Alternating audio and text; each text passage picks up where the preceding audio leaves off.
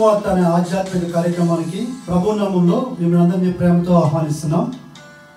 Sister సుల్తాన్ నవీన్ గారు చెప్తున్న వాక్యము మీ అందరికీ దీవెనకరంగా ఆశీర్వాదకరంగా ఉందని మేము ప్రార్థిస్తున్నాం. మీ యొక్క అభిప్రాయాలు సలహాలు యూట్యూబ్ లింక్ ద్వారా మాకు తెలియపరచగలరు. మీలో ఎవరికైనా ప్రార్థన అవసరం ఉన్నట్లయితే స్క్రీన్పై కనిపిస్తున్న మొబైల్ నెంబర్కి మీరు ఫోన్ చేసినట్లయితే మీ కొరకు మేము ప్రార్థన చేస్తాం. ప్రభు మిమ్మల్ని దీవించుగాక.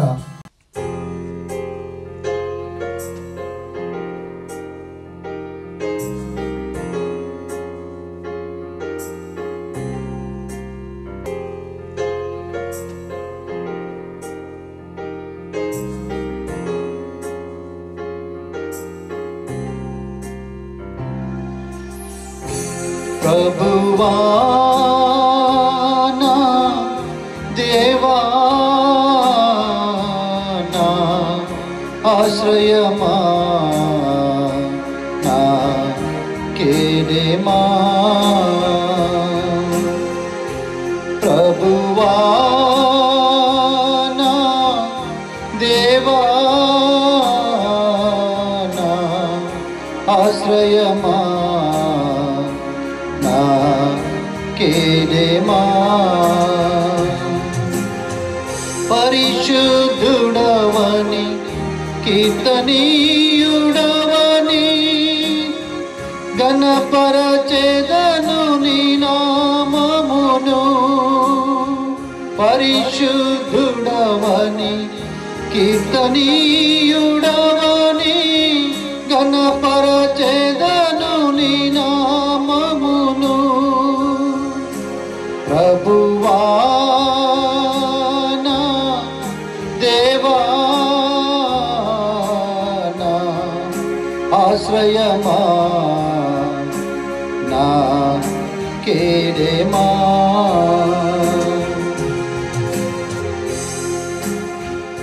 దూత సేరపులే నిన్ను పరిశుద్ధుడని కీర్తించగా దూత సేరపులే నిన్ను పరిశుద్ధుడని కీర్తించగా భూపరములలో పరిశుద్ధులే సాగిలపడి నిన్ను పూజించిరి. భూపరములలో పరిశుద్ధులే నిన్ను సాగిలపడి నిన్ను పూజించిరి.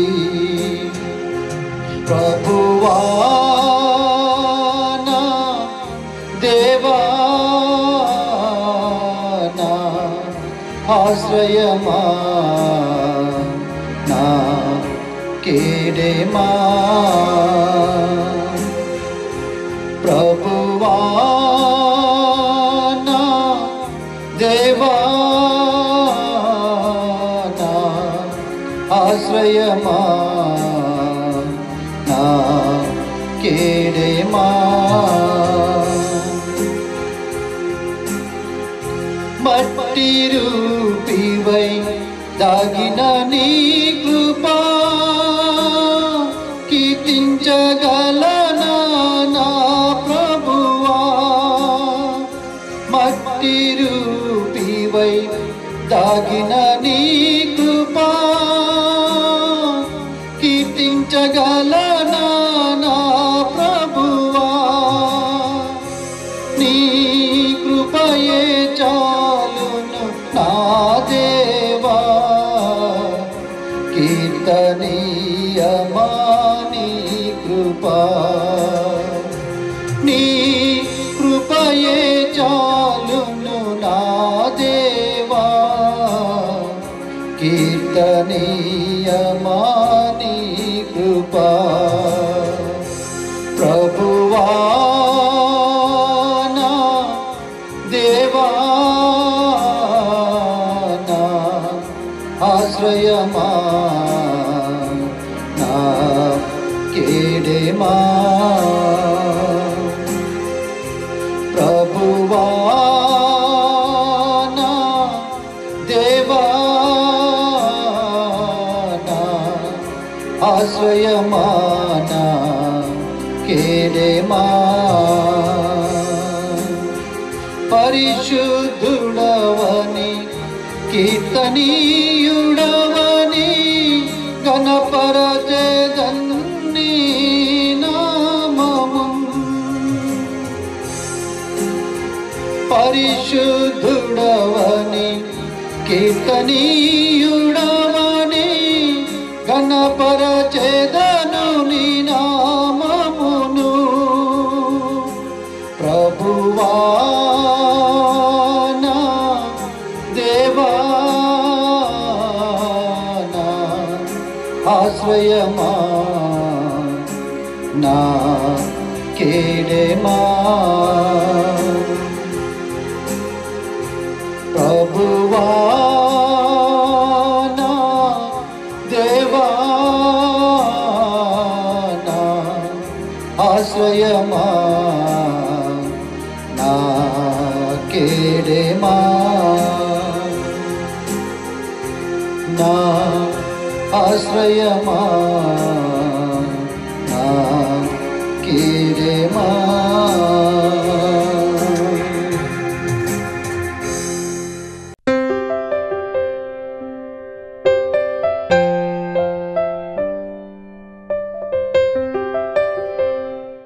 రెండో దినవృత్తాంతాలు 7వ అధ్యాయం మనం ధ్యానిస్తున్నాం. మరియు తాను చేయించిన ఇత్తడి బలిపీఠము దహన వస్తువులకును దహన బలులకును నైవేద్యములకును క్రొవ్వును చాలనందున యెహోవా మందిరం ముంగిటనున్న నడిమి ఆవరణమును సొలొమోను ప్రతిష్ఠించి అక్కడ దహన బలులను సమాధాన బలి వస్తువుల కొవ్వును అర్పించడం. తర్వాత ఇదే విషయం గురించి మనం ధ్యానిస్తూ వచ్చాం. రాజు మందిరాన్ని ప్రతిష్ఠించాడు అనే విషయాన్ని గురించి ధ్యానించాం. అందులో గీతములు పాడుచు యెహోవా దానికి ముందు పైన ధ్యానించాం. యెహోవా గీతములను పాడుచు వాద్యములు వాయించుచు యెహోవా గీతములను పాడుచు అనేదానికి 2 సమూయేలు గ్రంథంలో ఆఖరి అధ్యాయంలో ఇశ్రాయేలీయుల మధుర గీతమును గానం చేసినటువంటి నేను అనే విషయం అందులో ఎంత పట్టుత్వం లభించిందంటే ఆత్మకి దాని కింద ప్రవచనాలు ఎన్నో ప్రవచనాలు ఉన్నాయి. అది కూడా మనం జ్ఞాపకం చేసుకోవాల్సిందే. తర్వాత సొలొమోను కట్టించిన మందిరం నందు ప్రార్థన ముగించగానే రాయబడి ఉంది.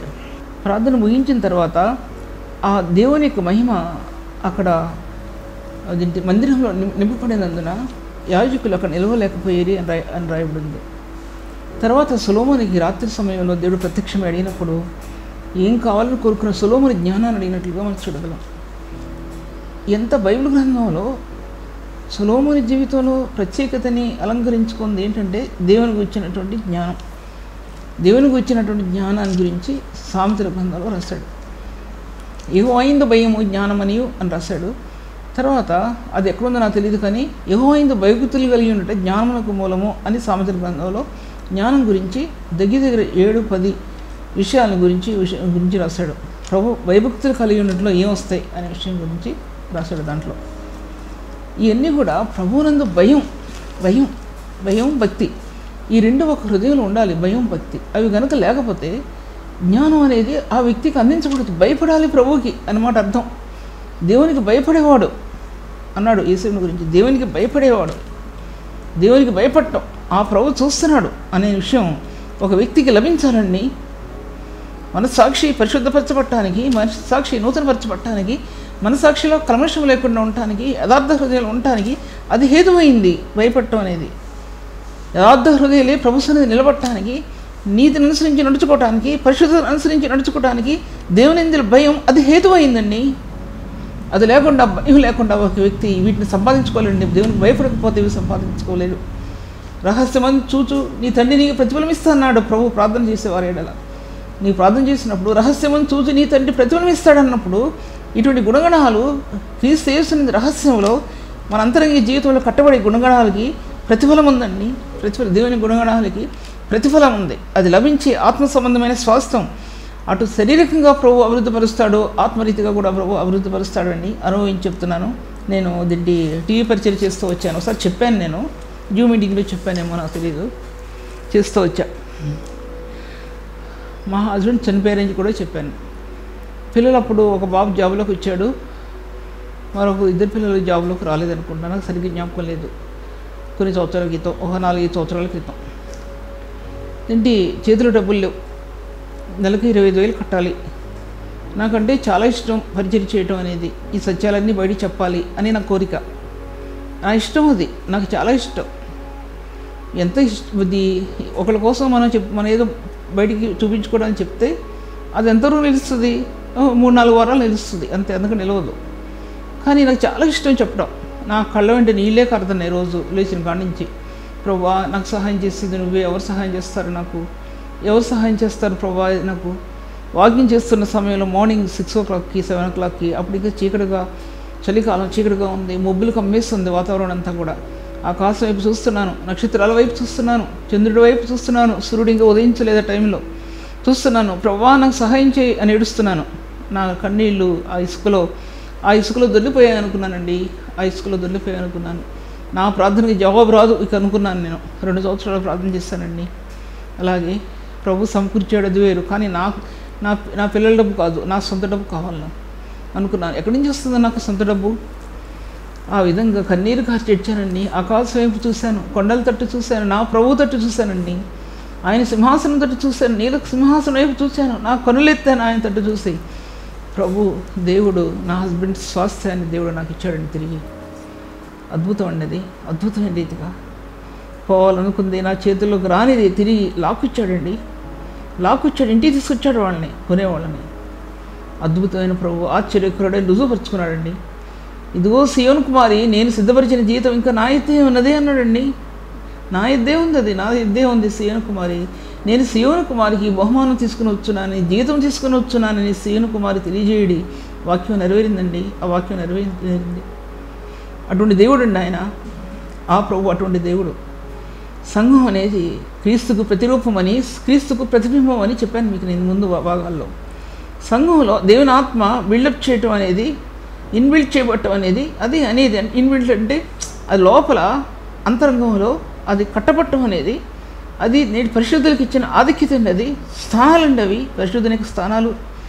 వారి స్తుతిగానం చేస్తుంటున్నప్పుడు, యాజకులు అర్పణలు అర్పిస్తుంటున్నప్పుడు ఎంత రక్తం చిందించబడిందో బైబిల్ గ్రంథంలో రాయబడి ఉంది.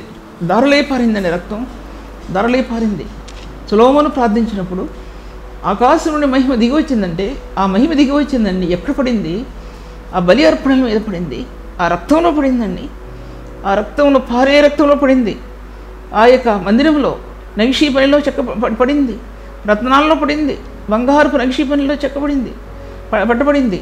అన్ని స్థలాల్లో ఈ యొక్క మహిమ కుమ్మరించబడిందండి. ప్రతి స్థలంలో ఆ మహిమ కుమ్మరించబడింది. ఆ మందిరంలో లేని స్థలం లేదు. విచిత్రమైన పనిలో, శిల్పకారుని పనిలో, ఏ బెస్లేలు అయితే శిల్పకారుడుగా ఆ పనిలో చేశాడో, క్రీస్తు యేసు యొక్క నమూనాన్ని చేర్చాడు, అందులో పడిందండి మహిమ. ప్రతి స్థలమును వెలిగించింది, ప్రతి మారుమూల స్థలమును వెలిగించిందండి. దాంట్లో వెలిగించినప్పుడు యాజకులు నిలబడలేకపోయారండి. ఎందుకు నిలబడలేకపోయారంటే ఆ మహిమ యొక్క స్థానం అటువంటిదండి. పరలోకం యొక్క మహిమ భూమి మీద దిగి వచ్చిందండి. యెహోవా మహిమ పూర్ణుడని సత్యం బయలుపరచబడిందండి. హెబ్రీ పత్రిక 1వ అధ్యాయంలో మహిమా పూర్ణుడు. పూర్వకాలమందు నానా సమయంలోనూ నానా విధములుగా మాట్లాడిన దేవుడు అంతమంది కుమారుని ద్వారా మనతో మాట్లాడాను. ఆయన మహిమైక తేజస్సు, దేవుని యొక్క మహిమైక తేజస్సు నిరూపించబడిందండి. అర్థమైంది, సొలొమోనుకి అర్థమైందండి. ఒక వ్యక్తి జీవితంలో ఈ మహిమ స్థానాలు ఆత్మకు లభిస్తే, నీకున్న డబ్బు నువ్వు డబ్బుగా ఎంచుకో, నీకున్న బంగారం బంగారంగా ఎంచుకో, నీకున్న అత్యధికమైన విలువైన వస్తువులు నీవుగా ఎంచుకో, నీ పిల్లల కోసమే ఎంచుకో. నువ్వు నా పిల్లలే బాగుండాలి, నా పిల్లలే తినాలి త్రాగాలనుకోవు. నువ్వు ఆ డబ్బు నీది కాదనుకుంటావు. నువ్వు ప్రభు ఇచ్చిన డబ్బు అది నీది కాదు. దేవుని సంఘాలకు చెందినటువంటి, దేవుని కట్టడాలకు చెందినటువంటి, దేవుని చర్చిలు కట్టడానికి చెందినటువంటిది. సేవకుల్ని ఆదరించేది, సేవకుల్ని బలపరిచేది డబ్బు. ఆ డబ్బు అందిస్తాడండి ఆయన, నీకు తినడానికి కాదు, నీకు నువ్వే దీన్ని అనుభవించడానికి కాదండి డబ్బు ఇచ్చింది.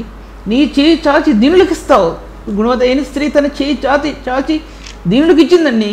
దీనులకు, దరిద్రులకు తన చేతులు చాపిందండి. సంఘ వ్యవస్థ అలా కట్టబడాలండి. సంఘ వ్యవస్థ దీనులకు, దరిద్రులకు, పేదవారికి, ఆర్థికంగా లోపించిన వారికి, ఇంకా సేవకుల యొక్క బిడ్డలకి, డబ్బు లేని పరిస్థితులు అల్లాడుతున్న వారికి చేయి చాపాలి సంఘం. చేయి చాపాలండి సంఘం. నీకున్న ధనం కాదు, అది నీది కాదండి. దాచిపెట్టుకోవడానికి నీది కాదు. అది సంఘం దాచిపెట్టుకోవడానికి సంఘాన్ని కాదు, అది నీ ప్రభుది, నీ ప్రభు డబ్బు. అనేక సంఘాలు కట్టబడాలి, నాదంటానికి వీలు లేదు, అక్కడ నాదంటానికి వీలు లేదు అంటున్నాడు ప్రభు. దాంటి సొలొమోను అంటాడు, సొలొమోను ఆ మహిమది నింపబడినప్పుడు తన రాజరికం ఎటువంటిదో, తన ఆస్థానం ఎటువంటిదో, తన సార్వభౌమత్వం ఎటువంటిదో, తనకున్నటువంటి ఆహారం తినే పదార్థాలు కానీ, కూర్చునే కుర్జీలు కానీ బంగారంతో చేయబడినటువంటి, వెండితో చెక్కబడినటువంటివి ఎక్కడ చూసినా బంగారమే, ఎక్కడ చూసినా బంగారమే. వాటి ముందు ఆ మహిమ ముందు అవి ఎన్నదైన కాలేదండి. నీకున్న బంగారం కానీ, నీకున్న ఆస్తి కానీ ప్రభు యొక్క శక్తి ముందు, ప్రభు యొక్క మహిమ ముందు అవి ఎన్నదైన కావు. అవి నీవు ఎంచుకోవు, నీవు ఎంచుకో, అవి నీవి కావు. అవి అది జ్ఞాపకం చేసుకోవాల్సి ఉంది నేటి పరిశుద్ధులు. నీ చేతులు చాపాలి సుమా. ఎన్ని సంఘాలు పడాలో, ఎన్ని సేవకులు బలపరచబడాలో, ఎంతమంది బిడ్డలు పెంచబడాలో ఒకసారి యోచించుకో. అది నీ హృదయంలో నింపబడితే అప్పుడు నీ డబ్బుగా నువ్వు ఎంచుకోవు సుమా. ప్రభు మాట్లాడుతున్నాడు ఈ విషయంలో. సొలొమోను ఆ దినాన అర్పణలో అర్పించినప్పుడు, రక్తం ఏరులే పారినప్పుడు, ఆ మహిమ ఆ రక్తంలో దిగినప్పుడు అర్థమైందండి. ఏమర్థమైందండి? పునరుత్థానం యొక్క మహిమ ఏంటో అర్థమై అవ్వాలి నేటి పరిశుద్ధులకి. పరిశుద్ధ రక్తంలో దాచిపెట్టబడిన పునరుత్థాన మహిమ, ఆ మహిమ నీ ఆత్మను వెలిగించిందని, సత్యస్వరూప యొక్క దర్శనంలోనికి నీ ఆత్మను తీసుకుని వెళ్తుందని నీకు గ్రహించగలిగితే నీకు ఈ వాక్యం అర్థమవుతుందండి. లేకపోతే అర్థం కాదు. ఎంత కొట్టుకున్నా నేను అర్థమవుదు, నేను ఎంత కొట్టుకున్నా అర్థమవుదు, ఎంత పరిశుద్ధాత్మ పూర్ణితురాలుగా చెప్పినా అర్థమవుదు. దేవుడు ఒక రోజు ఇస్తాడండి, ఒక సమయం ఒక్కొక్కడికి అర్థం చేయడానికి ఒక్కో సమయం ఇస్తాడు. ఈ కట్టుకథలైతే ఇవి అర్థమైపోతాయి, బాలమిత్రులు చందమామ కథలు అయితే అర్థమైపోతాయి, కొత్త కుక్కలు కోతులు కథలు అయితే అర్థమైపోతాయండి, అర్థమైపోతాయి. ఇవి అర్థమవు. ఎందుకు అర్థమవుతుందండి? హృదయంలో ఉన్నటువంటి ఆ అపవిత్రత, హృదయంలో ఉన్నటువంటి ఆ చీకటి కార్యాలు, దేవునికి నియమాన్ని పాటించలేక, దేవుని యొక్క శక్తిని పొందలేక, అనేకమైన ఈవులు సంపాదించుకోలేక నీ ఆత్మలో ఉన్నటువంటి శారీరక తత్వం నీ ఆత్మని అడ్డు పెడుతున్నాయండి. దేవుని పరిశుద్ధ సంఘంలో అవి అడ్డుగా నిలబడుతున్న విషయాన్ని నేను మీతో జ్ఞాపకం చేస్తుంటున్నాను. ఆకాశం నుండి, పరమాకాశము నుండి కృమరించబడినటువంటి ఆ మహిమ స్వరూపం ఆయన మహిమ యొక్క తేజస్సుని హెబ్రీ పత్రిక ఎలా చెప్పబడిందో అలాగే ఆయన మహిమా స్వరూప్ అని ఈ సొలొమోను కాలంలో చెప్పబడిందండి. అది కొరింథీ రాసిన పత్రికలో ఆయన ఆత్మయ్య ఉన్నాడు అనే సత్యం బయలుపరచబడింది. ఆయన ఆత్మయ్య ఉన్నాడు. నీ యొక్క మహిమ యొక్క తేజస్సులోనికి తేజస్సుని నీ ఆత్మకు అద్దం వల్లే ప్రతిఫలింపజేస్తూ, దాని ద్వారా దేవుని యొక్క మార్గాలు నీ ఆత్మకి అద్దం వల్లే ప్రతిఫలింపజేస్తూ ఆయన నీ దేవుని సన్నిధిలో నీ అంతర్యాన్ని క్రీస్తు అంతర్యంలోనికి రూపాంతరపరచబడుతుందనే విషయాన్ని మీకు జ్ఞాపకం చేస్తుంటున్నాను. అది రూపాంతర అనుభవంలో ఎన్నో దాచిపెట్టబడేవి అనే విషయాన్ని నేను మీతో మాట్లాడుతుంటున్నాను. సొలొమోను యొక్క ప్రార్థన అర్పణగా బలి అర్పణలో చోటు చేసుకుంది. క్రీస్తు యేసు యొక్క బలియాగంలో చోటు చేసుకుందండి. పాత నిబంధన కొత్త నిబంధనలో దాచిపెట్టబడి ఉన్న క్రీస్తు యొక్క బలియాగంలో ఈ ప్రార్థన చోటు చేసుకుందనే విషయాన్ని నేను మీతో మాట్లాడుతుంటున్నాను. ఆ ప్రార్థన ఎటువంటి ప్రార్థన చేశాడంటే తన ప్రజల కోసం చేశాడండి. తన ప్రజల కోసం, దేవుని మందిరంలో దాచబడే ఆ శక్తి కోసం చేశాడండి. తను ఆ జనాంగాన్ని ఏలటానికి కావలసిన జ్ఞానం కోసం చేశాడండి. ఎన్ని విషయాలు చేశాడంటే ఆ ప్రార్థనలో, అన్ని విషయాలు చేశాడండి ప్రార్థన. దాంట్లో దేవునికి ఇష్టమైన ప్రార్థన ఆయన చెప్పడానికి కుదరగానే చదువుకోండి. ఎన్నిసార్లు చదివినా సరే దాంట్లో ఆ ప్రార్థనలో గ్రిప్పు లభించట్లేదంటే చెప్పడానికి నాకు కుదరటం లేదు. అటువంటి ప్రార్థన చేశాడండి ఆయన. దేవుని యొక్క మందిరం ఆ దినాల్లో చరిత్రలో నిలబడిపోయిందండి. చరిత్రలో నిలబడింది సొలొమోను మందిరం. దేవుని మందిరం నిలబడిపోయింది. అన్ని బంగారు పాత్రలే. దేవుని మందిరంలో అన్ని బంగారు పాత్రలే, బంగారు పళ్ళాలి, అర్పణలు అన్నీ బంగారంతోనే చేయబడినటువంటి అర్పణలు. తర్వాత బబులోను రాజు కొల్లగొట్టి తీసుకెళ్ళిపోవడం మనకు తెలుసు కదా. ఆ విషయాలు ఇప్పుడు నేను మాట్లాడితే కనుక సబ్జెక్ట్ వేరైపోద్ది. అటువంటి వెలిగిందండి, కాంతితో వెలిగింది ఆ యొక్క మందిరం. ఆ మందిరం అటువంటి కాంతితో వెలిగింది. నేటి కొత్త నిబంధన సంఘంలో ఏ విధంగా సొలొమోను మందిరం కట్టాడో అలాగే నేటి కొత్త నిబంధన సంఘంలో ఆత్మ ద్వారా ఈ పరిశుద్ధ ఉపకరణాలు లేకపోతే బంగారము, వెండి, ఇత్తడి, రాగితో, రత్నాలతో నీ అంతర్యం కట్టబడాలండి. కట్టబడటం అంటే ఎఫెసీ సంఘానికి రాస్తూ అపోస్తలుడైన పౌలు సంఘం యొక్క నానా విధమైన జ్ఞానం అన్నాడండి. ఎన్ని రత్నాలు ఉన్నాయో అంత జ్ఞానం ఉంది, ఎంత బంగారం దాచిపడిందో అంత జ్ఞానం ఉంది, ఎన్ని మెటల్స్ ఉన్నాయో అన్ని రకాలైన జ్ఞానాలు ఉన్నాయి. అన్ని రకాలైన జ్ఞానాలు ఉన్నాయి. దేవుని జ్ఞానాన్ని వర్ణించతరం కాదండి, ఎవరికి కూడా చెప్పతరం కాదు. ఎవరు చెప్పలేరు, నేను చెప్పలేను, మరి ఎవరు కూడా చెప్పలేరు దేవుని జ్ఞానం అంటే ఏంటో చెప్పలేరు. అటువంటి జ్ఞానంతో కట్టబడాలండి దేవుని సంఘం, ఎఫెసీ సంఘం. అది ప్రభు ఆయన యొక్క బలియాగం ద్వారా ఆ జ్ఞానం ఆత్మకి ఇవ్వబడుతుందనే విషయం మరల మీతో మాట్లాడుతున్నాను. ఆయన బలియాగం ద్వారా, బలియాగం యొక్క రహస్యంలో ఎన్నో దాచిపెట్టబడి ఉన్నాయి, ఎన్నో సీక్రెట్స్ ఉన్నాయి, దాంట్లో ఎన్నో రహస్యాలు దాచిపెట్టబడి ఉన్నాయి, ఎన్నో మర్మాలు అందులో దాచిపెట్టబడి ఉన్నాయి. ఎన్ని మహిమ కణాలు వెదజలబడి ఉన్నాయో అన్ని లక్షల కోట్లు మిలియన్స్ మర్మాలు అందులో దాచిపెట్టబడి ఉన్నాయి. క్రీస్తు యేసు యొక్క నిగూఢమైన సంగతులు అందులో దాచిపెట్టబడి ఉన్నాయి. రక్తంలో దాచిపెట్టబడిన సత్యాలు మహిమలో ప్రత్యక్షపరచబడ్డాయి, మహిమా కణాలుగా విభాగించబడ్డాయి ఆత్మకి. నేటి పరిశుద్ధ సంఘం ఆ విధంగా నిర్మించబడటానికి ప్రభు అనుమతించాడు. ఆయన అందులో నుంచి పరము నుంచి ఆయన యొక్క మహిమా స్వరూపం అందులో నుంచి చోటు చేసుకుంది ఆ సంఘంలో. అది సంఘం. ఆ సంఘం ఎటువంటి సంఘంలో మనం ఉంటున్నాము, క్రీస్తు ప్రభువులో ఎటువంటి స్థానాల్లో మనం ఉంటున్నాం అనేది ఒకసారి యోచించుకోవాల్సిన విషయం. మొట్టమొదటిగా చూసినట్లే ఏంటంటే ఎఫెసీ పత్రికలు అంతా కూడా మొదటి నుంచి 1, 2, 3 వచ్చిన 4 అధ్యాయాల వరకు కూడా సంఘం నిర్మాణం, సంఘంలో ఉన్నటువంటి దీంట్లో ప్రవక్తలు, బోధకులు, యాజకులు ఇన్ని ఎలా ఉంటాయి, కాపర్లు అలా రాయబడిన 4 అధ్యాయాలు నిలబడేయండి. ఒక చోట రాయబడిందండి. ఏమని రాయబడిందంటే, ఒక పక్క విశ్వాస మూలముగా, ఒక విశ్వాసమునందు జ్ఞానం నందు అన్నాడండి.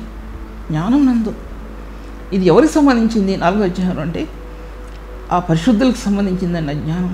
అది జ్ఞానం అనేది వికసించినటువంటి ఒక పుష్పతో పోల్చడానికి కాదండి, అది వికసించే అపారమైనటువంటి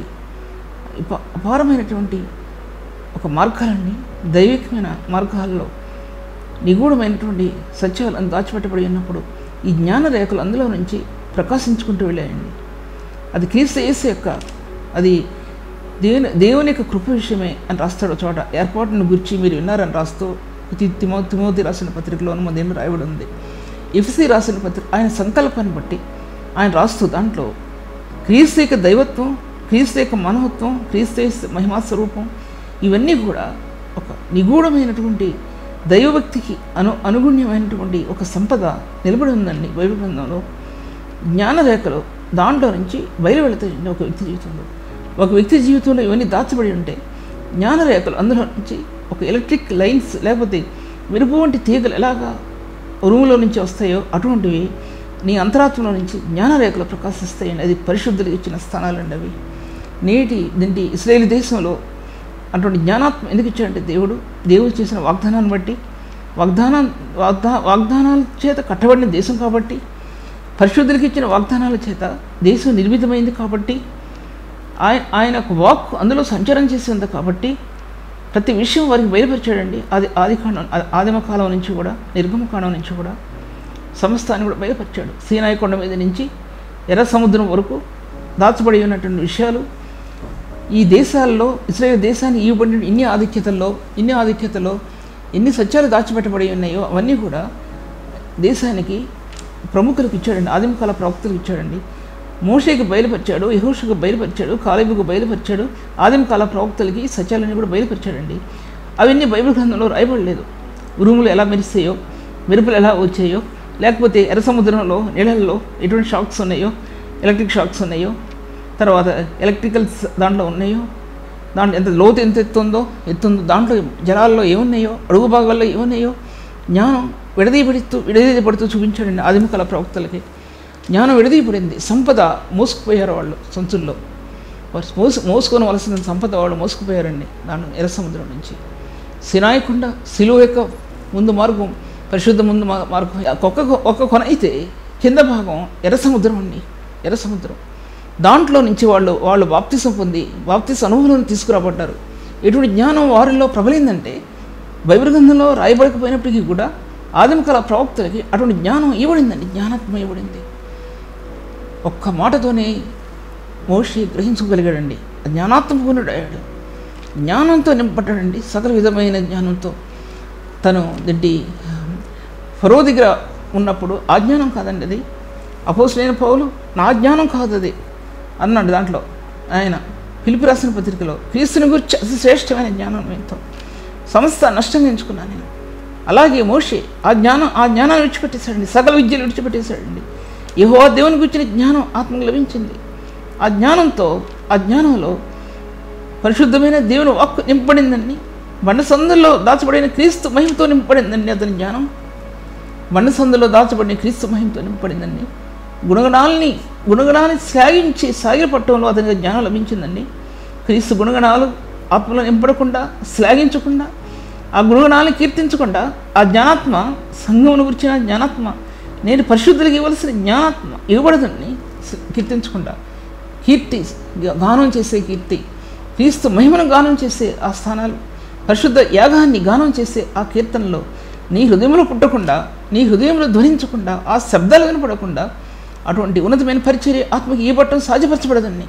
సాధ్యపరచబడదు, 100% సాధ్యపరచబడదు.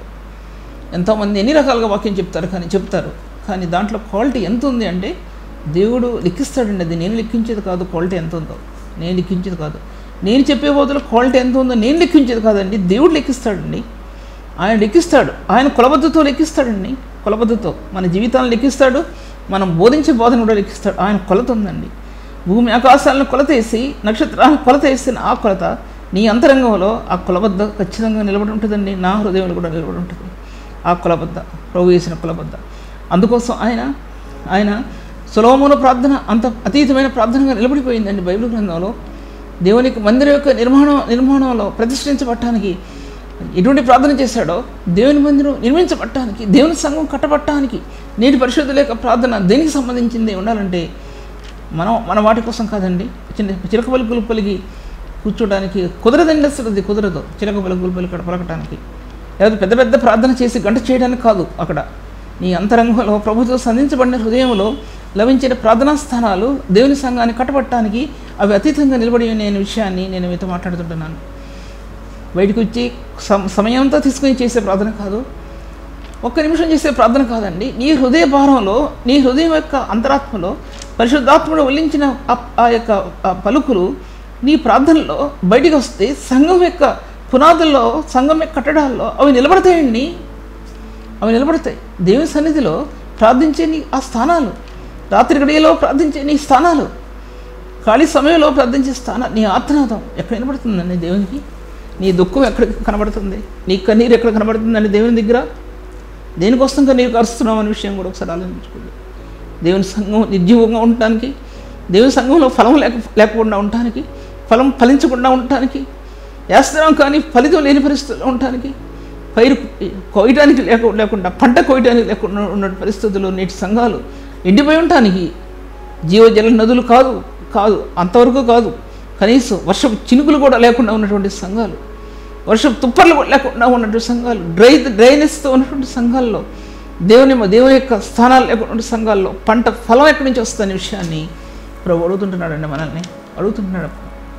ఇదేమన్నా తమలపాకుని నీళ్ళలో ఉంచి జల్లటానికి ఏమన్నా నా ఇది ప్రార్థన అటువంటిదండి. ప్రార్థన తమలపాకు తీసుకొచ్చి ఇక్కడ నీళ్ళు జల్లుతారండి కొన్ని చోట్ల చూశాను నేను.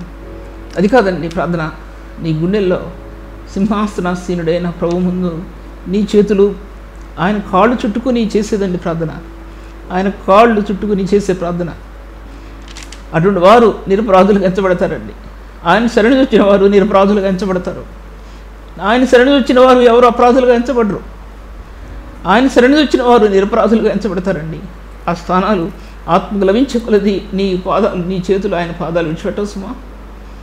ఒక వ్యక్తి ఉన్నతంగా రాణించడానికి, ఉన్నతమైన స్థలాల్లో నిలబడటానికి ప్రార్థన చేయడు, కానీ తన అంతరాత్మ నూతనపరచబడటానికి, తన సేవ పరిశుద్ధపరచబడటానికి, పరిశుద్ధ జీవితాన్ని అతను జీవించడానికి, ఆ వ్యక్తి జీవించడానికి వేదన పడే వేదన ఎటువంటిదంటే నీ సొంత వాటి కోసం, నీ సొంత ఐశ్వర్యం కోసం చేసే ప్రార్థన కాదండి. అది అవసరతల కోసం చేస్తాం ప్రార్థన.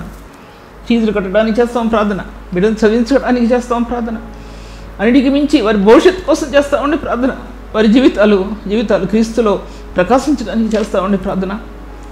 ఈ దినాల్లో ఎక్కడెక్కడ చదివించాలి, ఎంత గొప్ప గొప్ప కాలేజీలో చదివించాలి, ఏ దేశాల్లో పంపించాలి అది ఆలోచిస్తున్నారే కానీ నేను చెప్తున్నాను, మీరు ఇవ్వండి. ఒక రెండో బాబు, నేను మా డాడీ మా హస్బెండ్ చిన్నగా ఇక్కడికి వచ్చేసాడు, వెళ్ళిన 10 రోజులకి వచ్చేసాడు. మళ్ళీ ఆస్ట్రేలియాకి అప్లై చేసుకున్నాడు. వచ్చింది. చాలా దుఃఖపడ్డాను. ప్రభు ఎందుకు వచ్చింది అసలు? అక్కడ తీసుకెళ్ళి బుద్ధి చెప్తావా, లేకపోతే తిరిగి తీసుకొచ్చేస్తావా, లేకపోతే ఏం చేస్తావు? నాకు ఇష్టం లేదు. నేను బలవంతంగా మాన్పించగలను, కానీ బలవంతంగా మాన్పించడానికి నాకు ఇష్టం లేదు. ఎలాగా, ఎంత బలవంతంగా, ఎంత బాధతో వెళ్ళిపోయాడంటే వెళ్ళిపోయి 10 వారం రోజులు అయింది. ఇష్టం లేదండి నాకు. దేవుడు ఏ స్థితి నియమించాడో ఆ స్థితిలోనే ఉండాలి. ఇక్కడ నియమించాడో దేవుడు అక్కడే ఉండాలి అని నా ఉద్దేశం. దేశాలు తిరగడానికి నాకు అసలు ఇష్టం లేదు. దేవుడు ఇచ్చిన దాన్ని బట్టి ఆనందించాలి అంతే.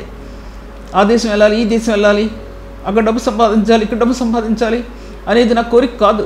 అసలు నా కోరిక కాదు. మీకు చెప్తున్నా, యథార్థంగా చెప్తున్నాను నేను. అటువంటి ఆశలు పెట్టుకోవద్దండి. అటువంటి ఆశలు పెట్టుకోవద్దు. దేవుడు తీసుకెళ్తాడు అంతే. ఆయన మీద ఆశ పెట్టుకోండి. ఆ బిడ్డలు పరిశుద్ధ జీవితంలో జీవించాలని ఆశ పెట్టుకోండి. ఆ బిడ్డలు ఈ లోకంలో నడవకుండా ప్రభు మార్గాల్లో నడవాలని ఆశ పెట్టుకోండి. ప్రభువా, నేను నా బిడ్డలు ఎరగాలి, అది నా కోరిక ప్రభువా, నా ఆశయం అది ఆశ పెట్టుకోండి. అందుకని ఆశ పెట్టుకోవద్దు. ఈ లోక జీవితంలో ఏమి లేదండి, ఉట్టి మట్టి. ఈ బంగారంలో కానీ లేకపోతే ఈ డబ్బులో కానీ మట్టి. దాన్ని నువ్వు ప్రియమైనగా ఎంచుకోవద్దు. దాన్ని తీసుకెళ్ళి సంఘాలకు పెట్టు. దాన్ని తీసుకెళ్ళి చర్చిని కట్టు. చర్చిని సహా కట్టడానికి సేవకులు ఎంత వేదన పడుతున్నారో వారికి ఇవ్వ డబ్బు తీసుకెళ్ళి. దేవుని నామాన్ని కనపరచు నీ జీవితంలో అనే విషయాన్ని ప్రభు మాట్లాడుతుంటున్నాడు. ఎందుకంటే దేవుని వాక్య భాగాల్లో చూసినట్లయితే కనుక ఆ కొత్త నిబంధన సంఘం ఎలా ఉందంటే, కొత్త నిబంధన సంఘం అది క్రీస్తును మహింపరిచే సంఘం అండి. క్రీస్తు మహిమను ప్రకాశింపజేసే సంఘం కొత్త నిబంధన సంఘం. క్రీస్తు యొక్క రక్తంలో వేరుపారే సంఘం కొత్త నిబంధన సంఘం. సిలువ యాగంలో కట్టబడే సంఘం అండి కొత్త నిబంధన సంఘం. సిలువ లేకుండా సంఘం లేదు. క్రీస్తు రక్తం లేకుండా సంఘం లేదు. క్రీస్తు రక్తం ఉచ్చరించకుండా నీ బోధ అనేది లేదు. సంఘంలోకి క్రీస్తు రక్తం ఆయుపట్టు, అది బలమైనటువంటి వృక్షం ఆత్మ సంబంధమైనటువంటి పడ్డత్వాన్ని ఇచ్చి క్రీస్తు యేసు రక్తం సంఘంలో ప్రధానమైనటువంటిది. దానిపై ఆధారపడకుండా, క్రీస్తు మరణ పునరుత్థానాల మీద ఆధారపడకుండా పునరుత్థాన మహిమను వెదజల్లలేవు. క్రీస్తు యొక్క రక్తంలో నీ ఆత్మ కట్టబడకుండా పునరుత్థాన మహిమలో నీ ఆత్మ సంపూర్తి చేయబడదు. పునరుత్థాన జీవం నీ ఆత్మకు అందదు. ఆ సొగసు అందదు. జీవం యొక్క సొగసు అందం అండి. పరిశుద్ధుని యొక్క సొగసు నీలో ఆనందం అండి కావాలి. ఈ లోకసందమైన అందం విషయం మాట్లాడట్లా, ఆ సొగసు అండి. ఆయనలో ఉన్నటువంటి ఆ సౌందర్య కళలు నీ జీవితంలో ఉండాలండి. నీ హృదయంలో ఉండాలి, నీ గుండెల్లో ఉండాలి, నీ పరిచర్యలో ఉండాలండి ఆ సొగసు. ఆ ప్రభు యొక్క సౌందర్య కళలండి, మహిమైశ్వర్యం నీ గుండెల్లో ఉండాలండి. నీ రూపానికి అందాన్ని ఇస్తుంది. నీ రూపానికి అందాన్ని తీసుకొస్తుందండి అది. నేను చెప్పేది ఆత్మ సంబంధంగా మాట్లాడుతున్న విషయాన్ని నేను ఇంకో శరీర సంబంధంగా ఇందులో చేర్చట్లేదు. నేను అర్థం చేసుకోవాలి ఈ వాక్యాన్ని. ఆయన యొక్క సొగసు, ఆ ప్రేమతో కూడినటువంటి ఆ పలుకుల్లో ఆ మాధుర్యం, ఆ పలుకుల్లో ఉన్నటువంటి మహిమని ప్రకాశించే మహిమ, ఆ పలుకుల్లో ఉన్న మాధుర్యం, ఆ పలుకుల్లో ఉన్న ప్రేమ, ఆ పలుకుల్లో ఉన్న మహిమ సౌందర్యం, ఆ కళలు, పరిశుద్ధనే కళలు, పాపాన్ని సహించుకునే కళలు, నీతిలో పారే కళలు, పరిశుద్ధతలో సాగిపోయే కళలు, క్రీస్తు ఆత్మలో ఏకమయ్యే ఆ కళలన్నీ, క్రీస్తు ఆత్మని నీ ఆత్మలో పెనవేసుకొని తీసుకెళ్ళి ఆ యొక్క ఉన్నతమైన ఆ యొక్క మార్గాలు, ఉన్నతమైన మార్గాలు, ఆ మార్గాల్లో నీకు కనిపిస్తాడండి. ప్రేమ విందులో అందులో తీసుకెళ్తాడు. నీకు ఉద్యానవనాలకు తీసుకెళ్తాడు, ప్రేమ విందులోకి తీసుకెళ్తాడు. అంతేకాదండి, తిరిగి సంఘంలో బలమైన స్తంభాలకు కడతాడండి ఆ మహిమని. ఆ బలమైన స్తంభాలకు కట్టి తన సేవకుని భుజాలు తడతాడండి ఆయన. బడా నమ్మకమైన దాస్తుడు అంటాడండి ఆయన. ఒకరోజు అంటాడు ఆయన, ఖచ్చితంగా నీ ఆత్మలో ఆ పరిపూర్ణ స్థానాన్ని దేవుడు ఆ బిడ్డలకు అనుగ్రహిస్తాడనే విషయాన్ని నేను మీతో మాట్లాడుతుంటున్నాను. ఆ ఉన్నతమైన మార్గాలు నీ ఆత్మలో కనుక లేకపోతే దేవుని సేవ ప్రతిఫలించదనే విషయాన్ని నేను మీతో మాట్లాడుతుంటున్నాను. ఉన్నతమైన కృపకి అర్హులుగా చేస్తాడండి. కృపామహిమకు అర్హులుగా చేస్తాడండి. ఆ కృపామహిమ ధ్వజస్తంభాలుగా సంఘంలో కట్టబడతాయండి. సంఘం ఆకర్షించబడుతుంది, సేవకులు ఆకర్షించబడతారు, అనేకులు ఆకర్షించబడతారు. సంఘం దీవించబడుతుందండి, పలు విధాలుగా దీవించబడుతుందండి సంఘం. ఆ మహిమ నీ సంఘంలో ప్రకాశిస్తుందా? ఒకసారి యోచించుకో ప్రభువా, ఒక్కసారి యోచించుకో అని నేను అడుగుతున్నప్పటికీ ప్రభువుని ప్రతిభలు అనుకోండి. ఈ స్థానాలు లభించాలని అంత ఉన్నతమైన స్థానాల్లో ప్రభు మిమ్మల్ని దీవించును గాక. ఎందుకంటే అటువంటి సర్వశక్తివంతుడైన దేవుడు మన దేవుడే ఉన్నందుకు వందనాలు చెల్లిస్తూ ఈ వాక్యాన్ని ముగిస్తున్నాను. ప్రార్థించుకుందాం. తండ్రి, ఘనమైన దేవుడివైన నీవు, ఘనమైన రక్షకుడివైన నీవు, ఉన్నతమైన శిఖరాలలో నుంచి మా జీవితాన్ని తొంగి చూస్తున్న దేవుడివైన నీవు, రూపాంతర అనుభవాల్లో ప్రకాశించిన పరమ ప్రభుడివైన నీవు, రూపాంతర అనుభవంలో మార్పు చెందించడానికి ఇష్టపడినటువంటి దేవుడు నీవు తండ్రి. పాత నిబంధన కొత్త నిబంధనలోకి రూపాంతరపరిచి ఏకం చేసినటువంటి ప్రభువైన నీవు, నీ యొక్క మార్గాల్లో మా అంతరాత్మల్ని స్వాధీనపరచుకో ప్రభువా. దేవా, ఈ పరిచర్యను ఆశీర్వదించు. నీ చేతిలో తీసుకుంటే తండ్రి 2 చిన్న చేపలు ఆయన 7 రొట్టెలు చిన్న చేపలు ఎంతమంది ఆహారంగా పంచిపెట్టావో ప్రభా,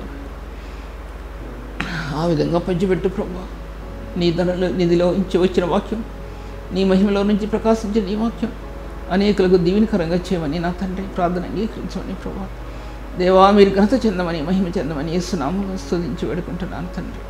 ఇంతవరకు సిస్టర్ సుల్తాన్ నవీన్ గారి వాక్యాన్ని ఆత్మలో ఆనందించి దేవుని మేలు పొందాలని నమ్మి దేవుని స్తుతిస్తున్నాం. మీ యొక్క అభిప్రాయాలు కామెంట్స్ ద్వారా మాకు తెలియపరచండి. Please like, comment, share and subscribe. God bless you all.